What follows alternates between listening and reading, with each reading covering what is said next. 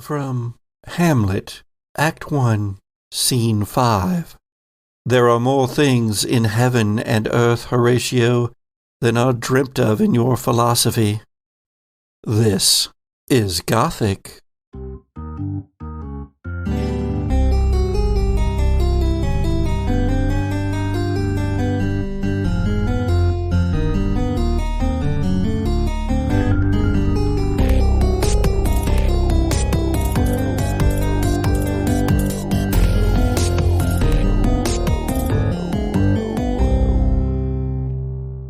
The Gothic Podcast is a horror and humor actual play audio drama. As such, it contains material, including our jokes, that may not be suitable for all audiences. Listener discretion is advised. On a podcast, no one can see you scream. That's right, Sojourners. Tonight, we begin in earnest Season 3 of the Gothic Podcast, and the book that we have entered uses the Alien RPG rules. So that's what we're going to be playing this evening and throughout much of Season 3. And tonight, we have 3 tales for you from the depths of space. In our first, we find ourselves in the vastness of space, stars twinkling like glitter strewn across a black velvet background, and against that backdrop, a small vessel, a rather battered craft, blocky, long, the deep space salvage vessel Pescado Malo. Registration number 3202201, brackets 05. On board, there is silence for a while. But as our camera looks over the dark and empty bridge, the dark hallway lined with staterooms, the crew mess, the med bay. Wait, there in the med bay, lights are beginning to come on. There in the stasis pods, our crew begins to awaken. First is the captain of the Pescado Malo, Captain Moses Franks.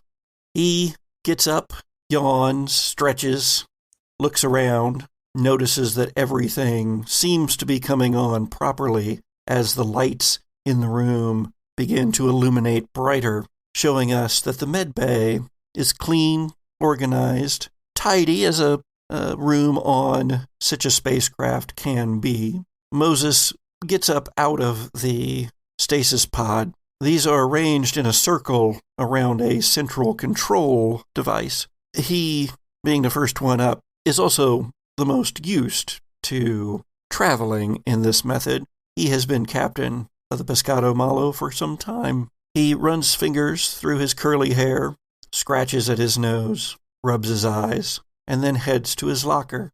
Next to awaken is the medical officer, Carla Shaw. She is in her late 30s. She has short, cropped hair and also spends some time yawning and stretching until she gets out of her pod and heads over to her own locker, glancing at the captain and nodding on her way, but saying nothing. Soon, all of the crew has woken from stasis. Let's meet the rest of them, shall we? Either as they awaken or somewhere else on the ship. Where are we going to first meet? How about our chief engineer, Patience? Patience hauls themselves up out of the pod just about as early as possible. Does a couple of, kind of peremptory stretches as if they're not really paying attention. And just immediately goes over to all the monitoring stations, make sure everything is functioning in the room with the hypersleep pods. And then, as soon as their quick glance has confirmed that everything looks to be normal, heads off to check on the status of the engines and, run a quick, self-diagnostic on the computer core. How about one of our roughnecks, Bosco? Bosco's a big fella. So as he wakes up slowly, gives himself a big, long stretch. Shakes off the sleep. looks like the kind of guy that maybe played sports, maybe football about 20 years ago and probably 40 pounds ago, but doesn't get in a big hurry to get out and do anything. He kind of looks around to see what the others are doing as they busy themselves and slowly finds his way over to a workstation and starts tapping around like he's doing something important, but not really. He's got all the time in the world. The ship's been running this long, just fine on its own. Not like they need old Bosco to do anything to it. Just check some stuff out, make sure to look busy in front of the captain. Let's also find out about our other roughneck, one Brad Larson. Everything okay? Yeah. I need to go to the bathroom. And he runs off into the nearest lavatory that he can get to. As he comes back out, sorry about that, y'all. I just think that all of this sleeping, I think it has gotten to me. It's a big guy. You could tell he's got some kind of speech impediment. He's from the deep south. There's only one more member of the crew. The ship's pilot, Javier Llanos, but Javier's pod doesn't open. In fact, there is a red light pinging on that particular pod. The medical officer did not note that initially, but now that it is still going, and now that she has put on her jumpsuit with the name of the ship emblazoned on it in red lettering, embroidered, of course. She hurries over to that and begins reading vital signs. Captain, she says, Javier's not responding to the wake-up drugs. What do the rest of you do while this little emergency is going on? I would have, I think, noted that, if I'd, having done a quick checkup on the, monitoring screens and stuff before I ran out to, check up on the engines and stuff. So I probably came back in and I'm just going to run a quick diagnostic on the system and make sure it's not a computer error. You do so. Now, in the Alien RPG, it is recommended that we don't do rolls very often. However, there are some cases where it is important under stressful situations that you might need to roll to apply some of your knowledge. And so that we just get a feel for how this game works, too, let's go ahead and have you roll. Patience. Okay. What skill would you be using for this? Probably Comtech, right? I believe so. And so now you are going to be choosing a number of base dice from your collection. Mm-hmm. How many of those are you going to be rolling? Is that my wits base? So it is based off of your primary attribute plus the score in Comtech itself. So it's math. The base number is the one by wits here on the character sheet, and then the additional one is under Comtech, right? Or the other way around, but yes, those two add together to give you your... All right. 10 dice that I'm rolling today. That is quite a It's few. a lot. It's a lot of dice for me. I rolled 2 6s and no 1s. This is not 10 candles. You don't necessarily have to worry about the ones. Not until we are dealing with your stress die. You'll notice that your base die have targets on them, plus regular numbers if you want to use them as regular six-siders. And you are looking for that target to come up, which it did twice for you. Yeah. If later on we wind up with some stress die that you need to roll, then there is another option, and it's a alien face hugger on the ones spot on the die. On the stress die, which right? count as failures. On the stress die only, yes. And if those come up, then we have to worry about stress. Bad stuff. Bad stuff happens. But that didn't happen this time. So with Comtech, you have you only needed 1 success to have a success, but you have 2. So that means that you get some bonus stuff you can do. Oh, I see. For each extra 6 rolled beyond the first, choose one stun in an applicable situation. So does Comtech have anything else you'd like to, any stunts that you would like to add on? one of the stunts that you can pick is you show off, which is pretty funny, but I don't think would be in Patience's character. I think that the stunt I'm going to pick is you don't need to roll to overcome the exact same challenge in the future. So if I'm running a diagnostic on a hypersleep pod, I don't have to roll it. That sounds lovely. You're checking over the system, and yes, there is a glitch in there, and it just kicked on just a few moments ago, just as the pod was about to open. And it appears from your diagnostics that you're currently doing that the reason that Javier isn't waking up from the drugs is that they are not being piped into him. There is a blockage in the system somewhere. Like a physical blockage, it indicates? Could be, or could be a break. If so, it had to have happened in the last just couple of moments. While I was out of the room. Ooh. Well, I'll convey that information. There's a break in the system somewhere in the piping of the wake up drugs. Carla says, I don't know what to do about that. And the captain, Moses, he goes, well, Patience, can you fix it? Of course I can. Do everything on this ship. And I'll go over to the, whatever the panel side of the hypersleep pod looks like, and take the hood up, as it were. So all of these pods look essentially like glass-topped coffins, circular. So they're more, really more torpedo-shaped than coffin-shaped, but still a lot of spacers call them coffins. Mm-hmm. And they all are attached to a central column like petals on a stem of a flower. Slight angling down from the central column to the floor of the med bay. So yes, there is paneling along the side of the torpedo that you can unbolt quickly. Do you have some devicey that you use for that? Let me see. This is an everything screwdriver? That'd be cool. Sonic screwdriver? It's a sonic I have screwdriver. a sonic screwdriver. Can I say that Lars has left that area at the moment and in search of something? So it's going to take Patience a few moments and a bit of patience to get into the system.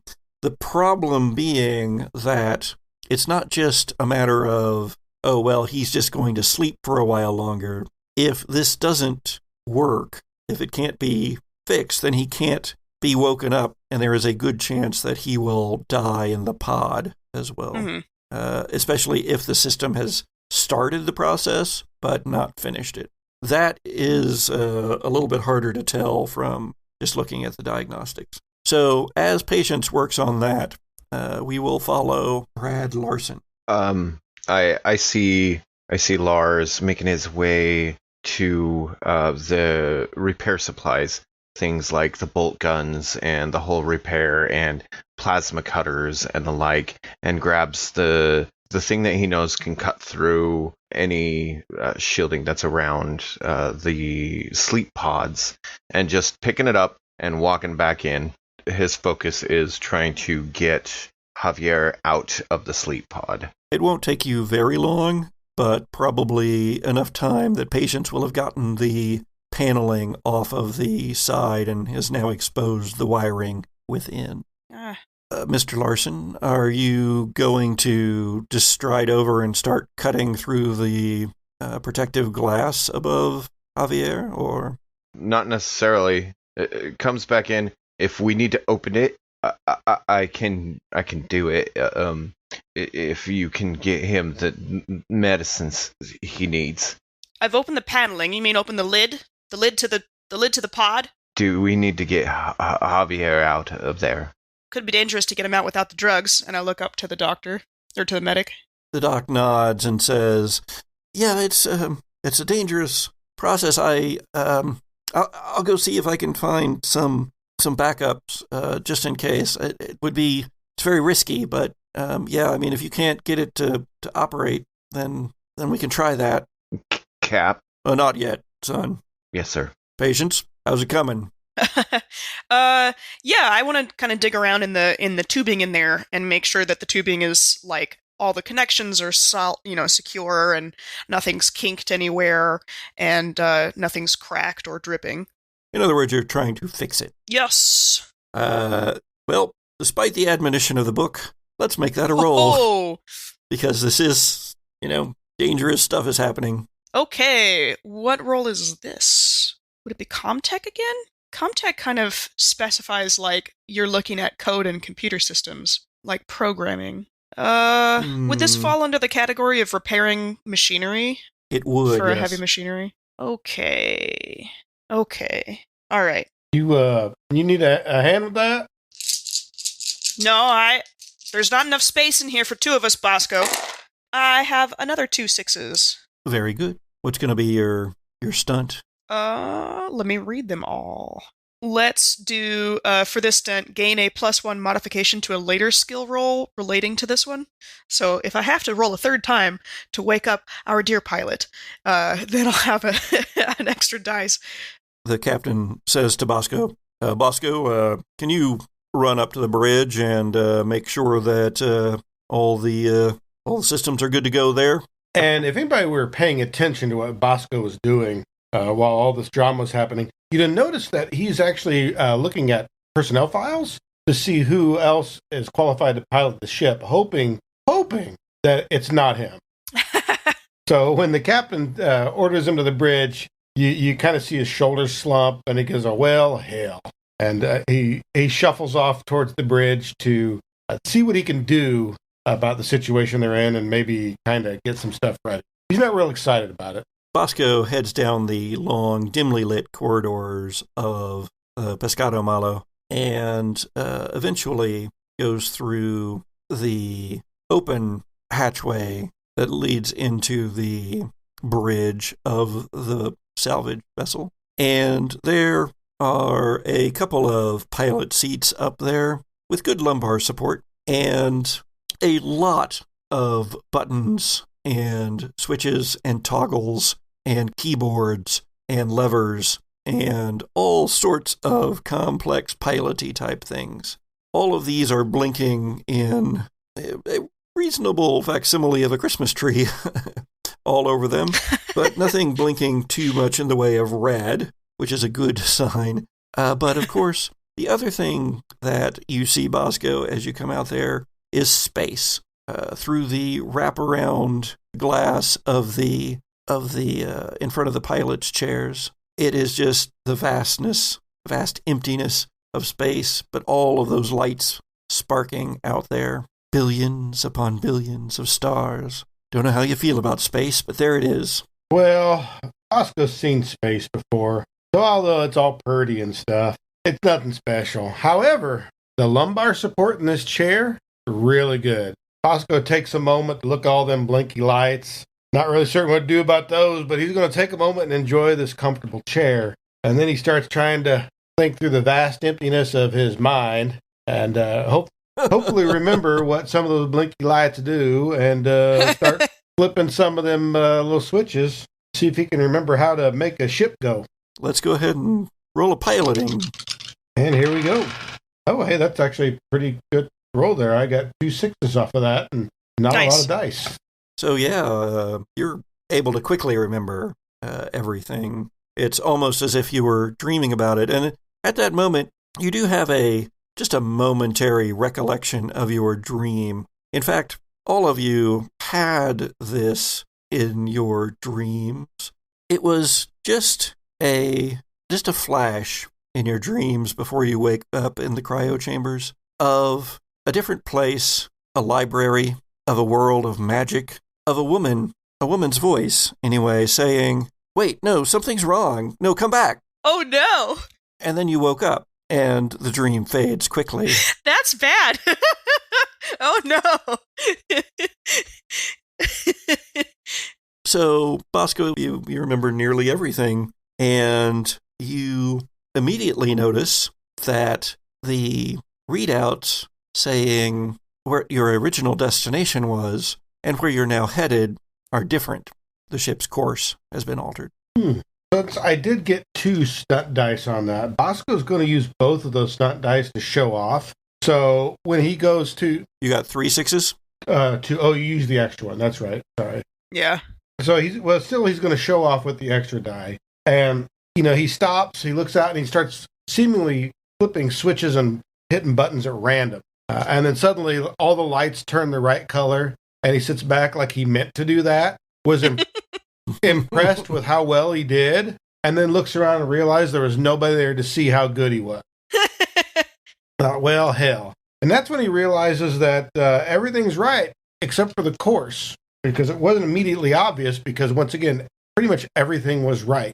So all the lights were the right color, the switches the right direction, except for the destination was just wrong. So for the first time, Bosco really does look out at the stars and wonders and ponders, where in the hell are we? Back in the med chamber, you see what the problem is, and you quickly reroute the electrical systems which aren't powering the injectors. And the light goes off on Javier's pod, and within a few moments, there is a hiss as the glass top raises up, and then Javier is getting out of his pod. He immediately begins to cough and choke a bit, and then throws up on the floor. It's typical. All the things I get around here. I'll put the casing back on the control panel of the pod. The captain goes over to an intership comm system and presses the button. This is a wall-mounted intercom, and he speaks into it. Bosco, what's it look like up there? Looks like a bridge. That's great, Bosco. Is everything good, or are there problems? What are we? Nah, what the are we ship's looking at? all ship shape, I guess you could say. Everything's just right. Maybe one little detail. How's the pilot doing, by the way? Waking up now. Looks like he looks over at the dock, and she's examining Javier, and she nods to him. Yeah, it looks like he's going to be okay. Oh, thank the stars, because we gonna need him. Why is that, Bosco? Well, we ain't where we supposed to be. I'll be right up. And on that, let's shift scenes, shall we?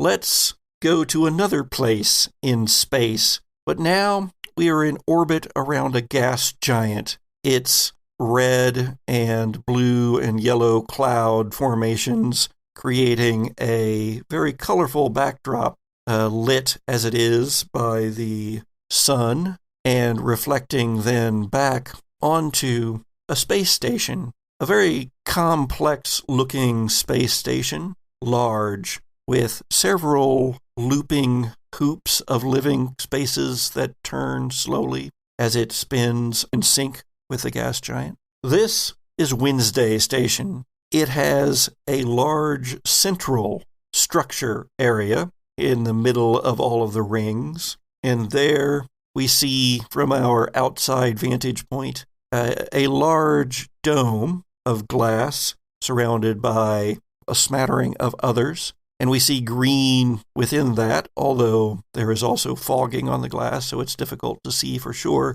But our camera view speeds down toward Wednesday Station and inside to where there aren't all that many windows. But there are long corridors, there are hissing steam pipes, there are sections where there's graffiti on the walls. This was once a scientific research station operated by Sojourner Unlimited Corporation, but now it is operated by private concerns. Let us wheel around the inside of Wednesday Station and meet some of our players on this particular stage. Let's start with Axel Jasons. What do we see? Okay, you actually see a quite young, chipper lad just running through the alleyways and the tunnels of the space station. He's heading towards one of his favorite places to stop for a treat, where Jules cooks up the most wonderful treats. And he always makes sure and takes some back to some of the other fellow kids that kind of like live in the Warrens and just kind of feed off of the excitement that goes on with all of the wonderful travelers that come through the station. As young Axel runs into the commissary area of the space station, a bustling space, large, numerous tables of the plastic and seemingly unstable variety placed around the room, but bolted to the floor, of course, just in case there is a problem with the gravity. The smell of food hangs thick in the air. There are a number of people here eating and talking. The noise level is a gentle rumble, essentially, of boisterous communication. And back at the back end of this commissary area is a large curving bar, essentially, where the residents of Wednesday Station can come and get their food a la carte. And behind that is an open space going into the kitchen. And thereabouts we see the chef, the main chef for Wednesday Station, one Jules Chilton. When you see Jules, she's say middle-aged lady, but she's starting to be on the downhill slide of that over the hill. And she knows it, but seems to cherish it just the same. As the camera looks up, she gives you a big hello. It's a little soon for lunch, but I've made a wonderful 4-cheese macaroni. It's not real cheese, of course, but it's all about the flavor. You'll love it, I'm sure. Then our camera spins off, and it finds Maisie Marlowe. Maisie, having just been kind of knocked to the side by Axel's swift passage, raises her stick and kind of goes, "You watch where you're going, young man." Sorry about that, Maisie. I told you once, I've told you 100 times. Yeah, and he's already out of earshot at that point. She's got kind of a drab shawl, which is draped over her shoulders, which are hunched, as she tries to make her way up the, there's like 4 steps. Not enough to be a full staircase, but just like a little bit of an entranceway. She's kind of like fumbling the cane from hand to hand as she tries to get a hand around the railing. She's got thick salt and pepper hair and one of these little bucket hats with daisies on it that's around the hat band. Oh, I'm struggling so hard to get up these stairs. Well, hello. If it isn't Maisie, considering you're the slowest one on the station, your timing is impeccable. You're always the first in line. I can't miss any of your meals, Jules, terrible as they are. Oh, my. For being so terrible, you're always so punctual. What else has an old lady to do around here? Apparently nothing. You gotta get a chat all day, or gotta get some chow here. Well, if it's up to Maisie, it'd be chatting, but come on over if you can get her out of your way long enough. I start shuffling very slowly towards the counter. The burly guy pushes past Maisie and gets some food, and then heads on his way. Where are you headed, Axel? Axel is just kind of like doing his morning routine, and he's just checking in with all of his friends and making sure that everybody's up and running and kind of a nosy busybody.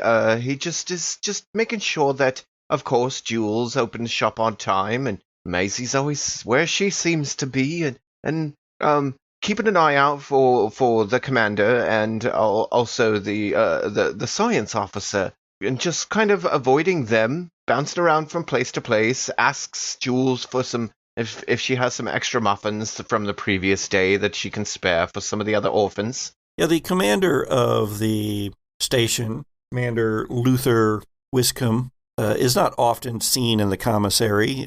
His meals are generally delivered to his stateroom or to the officers' mess, which is also where the chief science officer would tend to eat. But hardly anyone ever sees the chief science officer, Jacob Chaucer. But who you do see, Axel, is one of your young friends. There are more than a few orphans on board the space station. It is large enough that once it became privately owned and operated, there are a number of residents on board who their jobs are unknown. at best, questionable, perhaps at worst.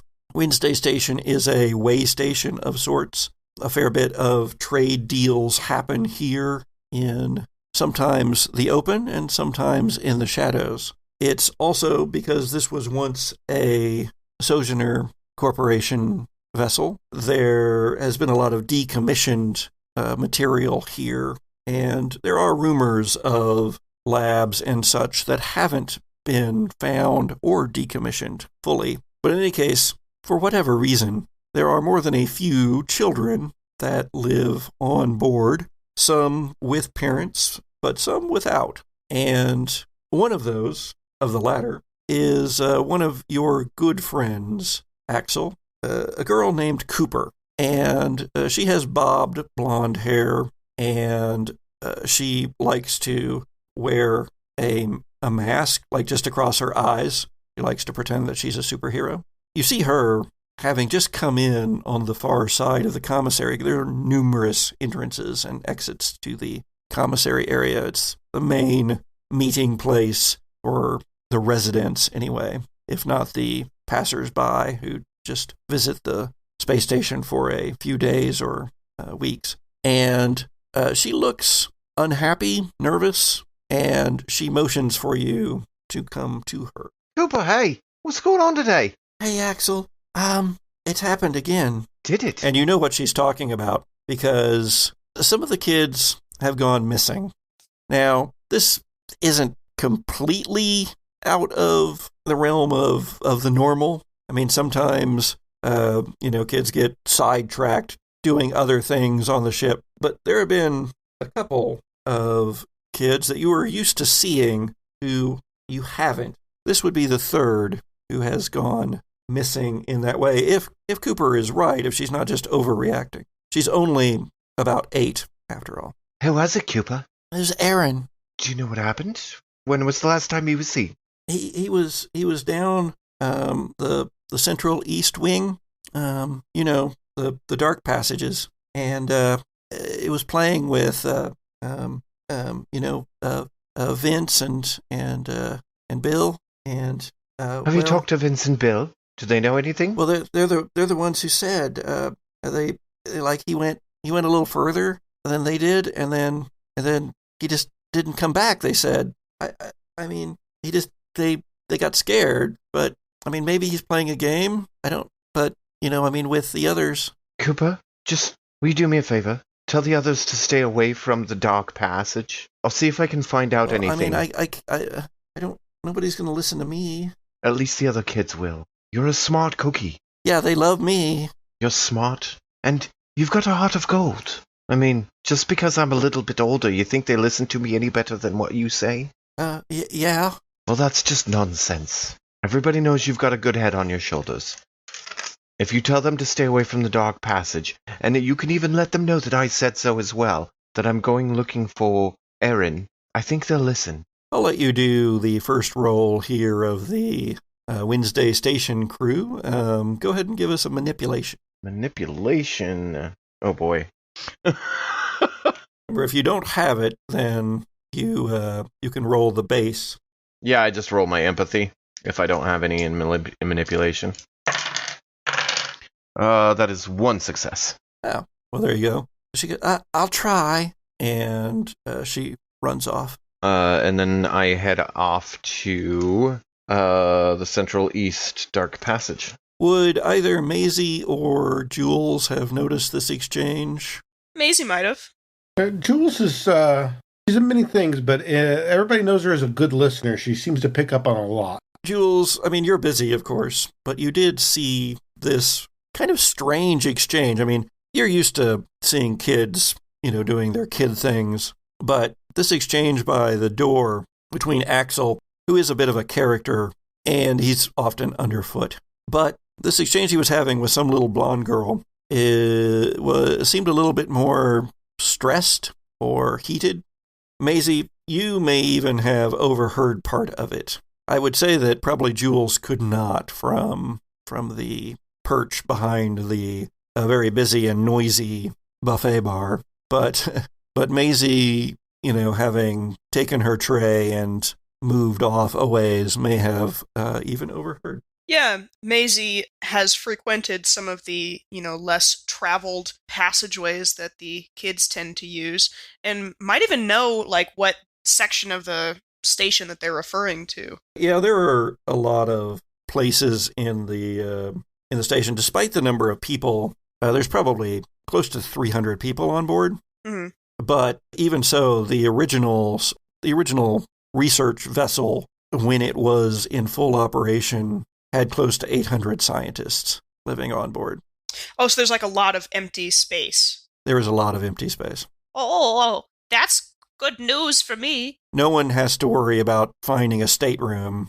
Ostensibly, you have to check in with the purser when you arrive and you're assigned a space, but a lot of people go switching around, and it's not unheard of for a spacer to come in and be assigned a berthing, and for them to go there, open the door, and find a family of 6 living there, and having lived there for 10 years. Excellent. I mean, isn't it terrible, these squatters? Although the little girl has headed off running in a slightly different direction, Axel appears to be headed toward some of the dark corridors, as he called them. Did you say in the east wing is where that is? Central East corridors. Directions here are, of course, somewhat arbitrary. Arbitrary. Central would mean some of the spokes that lead in toward the main bulk of the station. Okay. Is there a reference point where we call it the East Tunnel because the command station is in the north or anything like that? If you were to look straight down upon the station from above, looking down at at those big domes that we saw in our intro to this, then planet word would be south, actually. Okay. Anti-planet word would be north, and then east and west would be aligned along those lines. And then there is also upward and downward.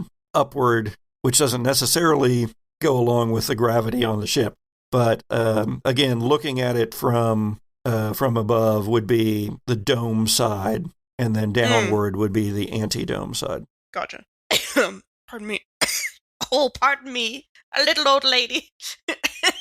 Well, Maisie, you're going to have to make your choice here shortly, because Axel, are you speeding on your way, or are you meandering? What are you doing, Axel? Right now you're just leaving the commissary. As Axel makes his way around, he's not in a big rush. And if he does see any of the other children or orphans around, then he would tell them to, he would mention to stay away from the Central East Dock Passage again. But not being lazy, but also not running towards the Central East Dock Passages. I don't think Maisie would follow or try to stop Axel from going down there, but I would probably go take a look around on my own time. In the meantime, I'm going to finish my lunch. Jules, continuing about your business? Well, of course, there's so many hungry mouths to feed, and I've made so much food. It would be a shame if there was left over and go to waste. It's so hard to keep it fresh here in the station. Axel, you find yourself eventually down in the dark passages, so-called because the electricity has never worked right in this area. There are other places on the station where that's the case, but this is more or less permanent. Some engineers have occasionally come down here, but the wiring is so messed up in this area that it's just not worth it to try to repair them. And the spin rings out toward the eastern side are mostly unoccupied as far as anybody knows. It's just not one of the more populated rings. And it is also, therefore, kind of a favorite place for the kids to play, especially hide-and-seek stuff, which perhaps is what you are thinking has happened down here. What do you do? Even with a bit of precaution, as I start to step down these corridors, I think that just trying to keep a really good eye out and listen for any noises out of the ordinary space creaks and buzzing, and just looking for any other sound that I might hear of other children. And I'd even call out, "Aaron!" Probably hear an echo back. Your voice does echo in these spaces. These are not huge spaces, but they are primary conduits, and so they aren't particularly narrow. There are narrow passages off of them, maintenance shafts, ventilation ducts, piping runs as well. A lot of the piping is exposed. Here, occasional blats of steam will burst free of valves or from cracks in the system. Sparks will fly from some of the wiring. The whole corridor here is maybe 15 feet across, tops, wide enough for a couple of people to pass easily, usually pushing some sort of cart, as would have happened back in the day. The lighting is fitful, but it is quiet here, except for the sound of the buzzing of the lights occasionally and the sparking of the occasional open wire. The hiss of the steam. Yeah, Axel would continue on and look for any signs of where these children could have been playing. Like if they were in the middle of a game of jacks or something in the hall. Just looking for any sign. Give me an observation roll. Observation? That's a good one for me. 4, 7, 3 successes. Nice. As you are proceeding down corridor, you're maybe a third of the way down the length, and you've already passed several open hatches, accesses to other tunnels, or some of that ductwork I mentioned before. But you see something next to one of these open hatches. You see a stain on the lintel around the opening. I would reach out and run my fingers through it. It comes away red. Do that maneuvering between thumb and finger to kind of test the viscosity of it. It is, to your practiced eye, with easy confirmation, blood. And in fact, the pattern that it makes there on the side of that opening is almost as if a hand had gripped at the metal there and then been pulled through. Do you do anything with your stunts? The talents? The stunts are if you roll more than 1 6, you get to use the extra 6s. Oh, under observation. Oh, crap. Yeah. So some of the stunts for observation are, you get to know the answer to one of these questions. Is it coming for me? Are there more of them close by? How do I get in, past, away? Those are really quite specific. Yeah. I know. Are there more of them close by? Do I see a trail? Is it leading further in? Do I know the direction? Do you have any sort of light source here? I have a laser pen. For the cats. It would be really exciting to try and navigate by laser pen through dark tunnels. But even as you are trying to find your laser pen in the hopes that it will provide some illumination, lights flicker on and off and on and off in the access tunnel that you are peering into, and you do see, indeed, more blood splatters. I follow the trail. Let us leave Axel for a moment and go back to the commissary where Maisie has finished her meal, and, in fact, as this particular eating shift is coming to an end, your sous chefs, Jules, usually take it from here if you had something else you wanted to do. Or, of course, you could stay and maintain your reign over the kitchen. Oh, goodness, no, the work is done. Now it's time for fun. I have a little free time before I have to start dinner. Jules walks into the back of the kitchen area into a spot that's a little out of sight. You see her take off her apron, fold it, and put it away. And there's a little terminal there. And you see her kind of access the terminal. It seems very nonchalant. It seems very typical, almost ordinary. And the camera's going to pan around a little. And you see her look over her shoulder, make sure nobody's looking. She enters in a code. And up on the screen, you see some blips. And you realize that there's a map of the station kind of overlaid. And you see the blips in an area that doesn't have any labels. And you see Jules' face look very worried and concerned. Makes a couple of notes on a little on the bottom of the screen, types them in, and then scurries off to check on something, surprisingly in a hurry, more so than normal.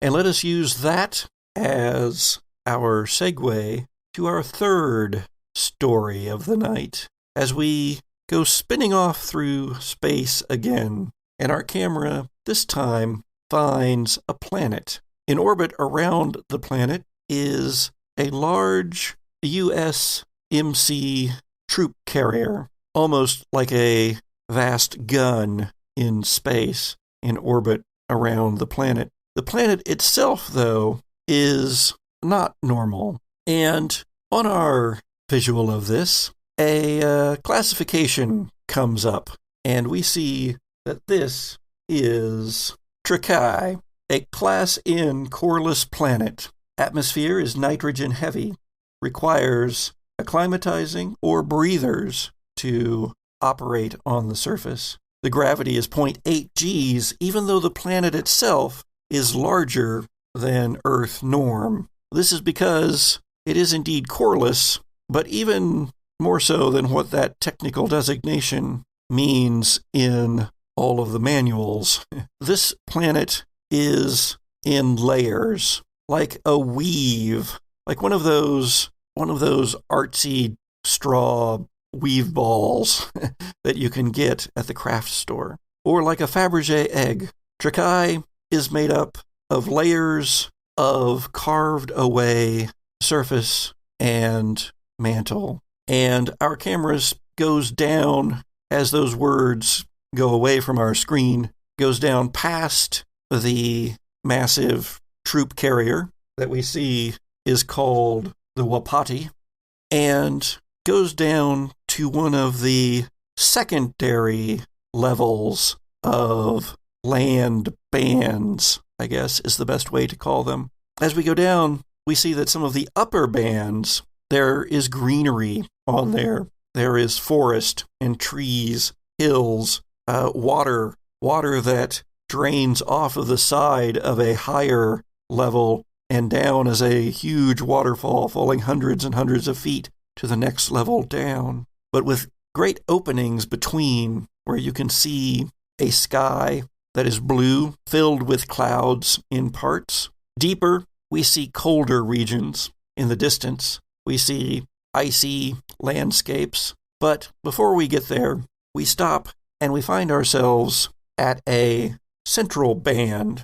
We see a camp. There is a landing shuttle surrounded by large enclosed pavilion tents sealed against the atmosphere. Even though the atmosphere is breathable, it is just more comfortable inside the pressurized tents. There is a fair bit of activity in this area, samples being taken by several teams, but we go past this makeshift base, obviously temporary, it hasn't been there for very long, and we speed along through a copse of trees, strange shaped, they too growing in multiple layers, like mushrooms stacked on top of one another. And we pass that and come to a rocky section, cleared of everything except for lichen by winds that blow across the band here. And there we see a small group of trekkers. And these trekkers are led by the expedition's chief scientist, one Dr. Wick, who is wearing an environmental suit of all white, with Wick proudly emblazoned on the breast of it. He is only wearing a breather, and his short, combed-back hair is slick to his head. He strides forward purposefully, followed by a few others. There is, in this group, a couple of Marines, one of which stands out above the others. Wild Bill Hicks. What do we see?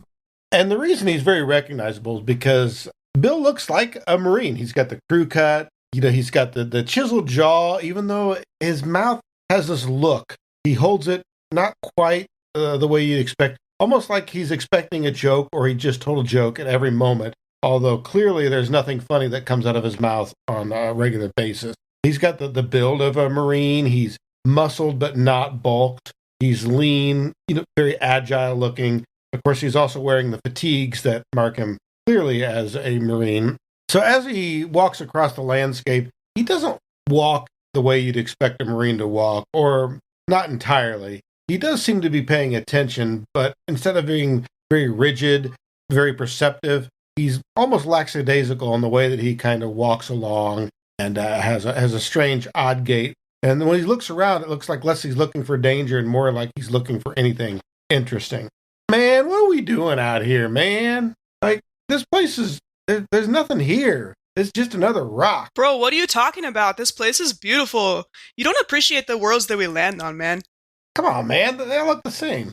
And that last would be from one of the other members of the Marine team, the Marines medic, one of the 4 Marines who are out with Dr. Wick and another of the scientists from the group, but we'll go meet her in just a few moments. Let's find out about... Oh, me, Ray. Ray is my name. And, Ray is the medic of the Marine detachment that's been attached to this particular doctor.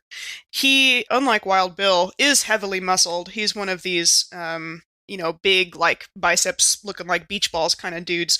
Broad in the shoulders, narrow in the waist, long torso, and long hair. He's got this long, dark brown, curly hair that just flows in the wind, and a big, big white grin that he just flashes around at everything. He is dressed identically to the other Marines except for his medic's markings, and he has a turquoise bandana wrapped around his head like a headband. And he's strolling along like Timon and Pumbaa and Simba across the log in The Lion King, just like real big, like happy, smiling around at everything up at the stone arches overhead. Ray, are you, did you acclimatize or are you wearing a breather? Oh yeah, me and Bill, we one of the things, we like to have our little challenges with each other, and we challenge each other to acclimatize to the planet, and man, I just feel like it's the most beautiful day right now. What about you, Bill? Obviously climatized. I mean, come on, man. A rock's a rock. You breathe here, you breathe there. It's just another rock. Babysitting this egghead? Come on, man. That's no fun at all. Oh, look, man. No, look at the rock formation over there. Look at the way the wind's carved it, man. Man, it's just a rock, man. It looks like an eagle. When are we going to get to shoot something? This is so... Oh, dude, we get to shoot stuff all the time. Look, you never see stuff like this. There's an arch above our head with a whole forest on it, a waterfall coming down. How many times have you seen that? Oh, I'm sorry, I drifted off. Are you still talking about the rock? Come on, man. Oh, dude, you don't have to pay attention to anything. What? And you can see when he says that, clearly he was being sarcastic.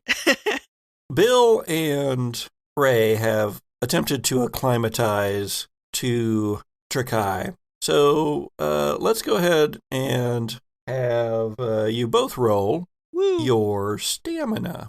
Woohoo! Whichever one of you wins by more successes is going to be better at it than the other one. I only got 1 success.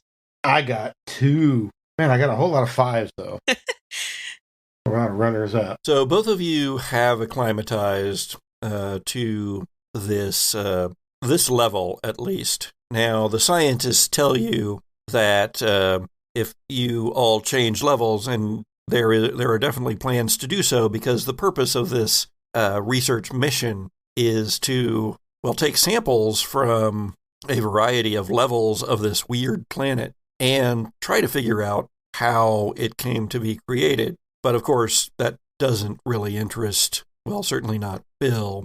But it is certainly of interest to another member of our trekking group here, Dr. Laura Angels. What do we see with Dr. Laura Angels? With Dr. Laura Angels, you see her a very, very mousy type woman. She has so many she's got this giant backpack with all of these tubes and collection gear, but she walks around with a camera in one hand taking pictures and one of the diagnostic devices in another, and she's just trying to constantly take pictures, and she rushes up. Dr. Wick, when do we get to take the samples? I love her.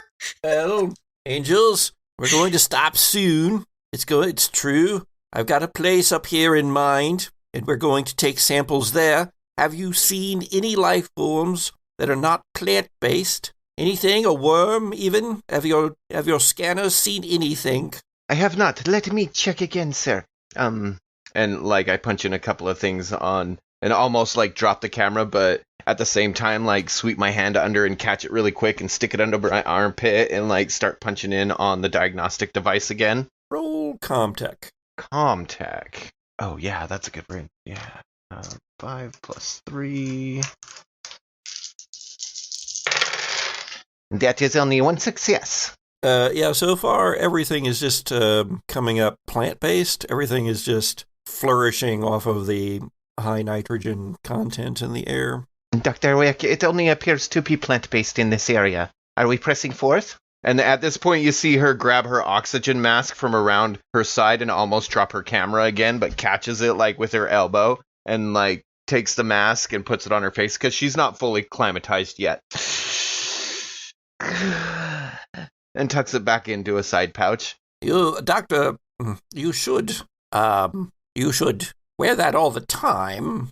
I mean, we are going to be changing levels soon, so... Understood, Dr. Wick, and she pulls it out again and, like, tries to, like, manage the elastic band around her head as she's holding on to all this other stuff in her hands and has all this other science equipment, like, draped over her shoulders and around her belt and everything. Oh, here, you're hooked on one of these tubes. Here, let me get it free. Oh, here, there we go.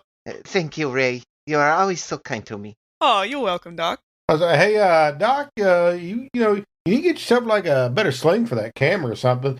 You know, if you get one of those like we have here for our pulse rifle, you could just, man, come on, you just like sling that camera around, man. Or maybe I could use my shoelace. And I like bend over and try and start like pulling off my shoelace, but like things fall over the top of my head and I start picking them back up instead. Don't you need your shoelaces for your shoe though? You're right.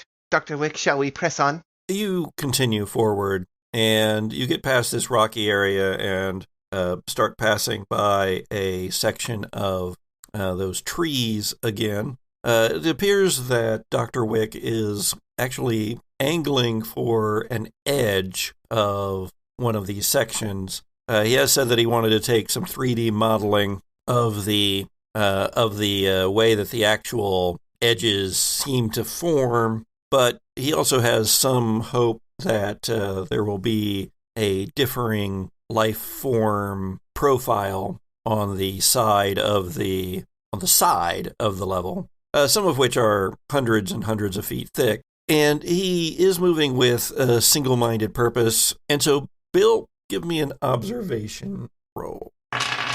Oh, wow. I managed to get 2 successes again. Nice. Do you have any stunts you want to do with that one? No, I won't use a stunt. Bill, you see movement, not the movement of the wind as it was sweeping across the wind-smoothed rocks of the section of landscape that you have just been traversing with its strange shapes of rock formations, some towering 3-4 times higher than you all passing by. And Bill, you see movement at the midsection of one of the trees. Bill and Ray are walking along here, kind of having their little bantering moments.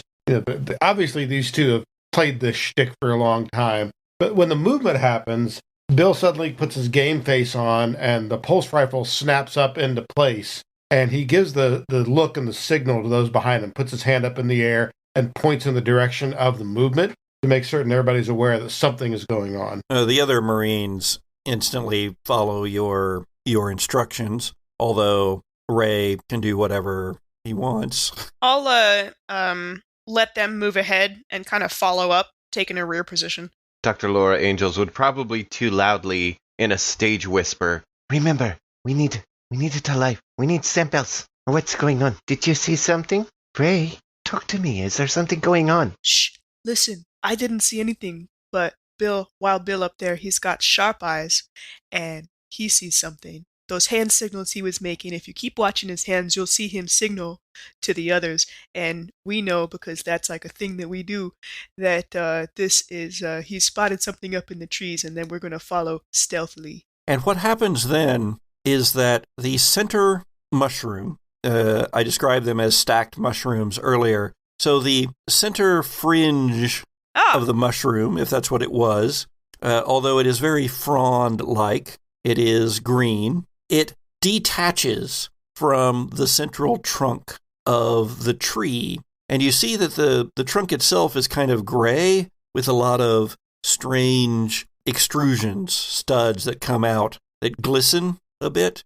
The scientists among you see that that's probably some sort of sap that is collecting on these little stubby branches. And Dr. Laura, you realize immediately what your mistake has been. The mistake has been thinking that the fronds were actually tree limbs and needles and such, when in fact it was something that was feeding on the sap oozing out of those shortened branches. And as it flies off of the central trunk, the action seems to agitate the others in this little copse of trees, and about a dozen of these things take to the air. Oh, they're so beautiful! And pulls up the camera and starts snapping pictures. Oh, what do you think those are, Doc? Are they insects or something? I do not know. That is astonishing. We need one. Can I shoot it? Yes, bring one down. Oh, man, this is what I've been waiting for. I always prefer them alive. So right now, they seem to be not overly antagonistic, so there's no initiative or anything required. So go ahead, Bill, and roll. What kind of weaponry do you got there on you? Well, I've got myself a standard issue M41A pulse rifle, locked and loaded, ready to go. Yeah, you do. So what I'm going to do is use my fast action to aim, which gives me 2 extra dice on my ranged combat roll. And let's see, it looks like I'm going to get 2 successes total on that. So Nice. yeah, that's my slow action to actually shoot. And then what happens? I had 2 successes. That matches. That matches. Huh. And at that, all of the creatures, if that's what they are, Dr. Laura, your device is still not registering them as anything but plant-based. They turn as if in a flock, and all of these green, frond-like winged beasts or beings turn and start swooping down toward your party. And we're going to find out what happens in all 3 of our stories next time on the Gothic Podcast. Oh, jeez. The Gothic Podcast is a humor and horror actual play podcast produced by C. Patrick Neagle, starring C. Patrick Neagle, Sharon Gollery-LaFournese, Jesse Baldwin, and Richard Southard. Season 3 of the Gothic Podcast uses rules from the Alien RPG, produced by Free League Publishing, and Monster of the Week, written by Michael Sands and published by Evil Hat Productions. Theme music is by Zoe Hovland, and original artwork by Jared George Art. If you enjoy the Gothic Podcast, please like, rate, and review us on iTunes. Visit our Twitter, Facebook, and Instagram feeds, and check out our Patreon page. Thanks!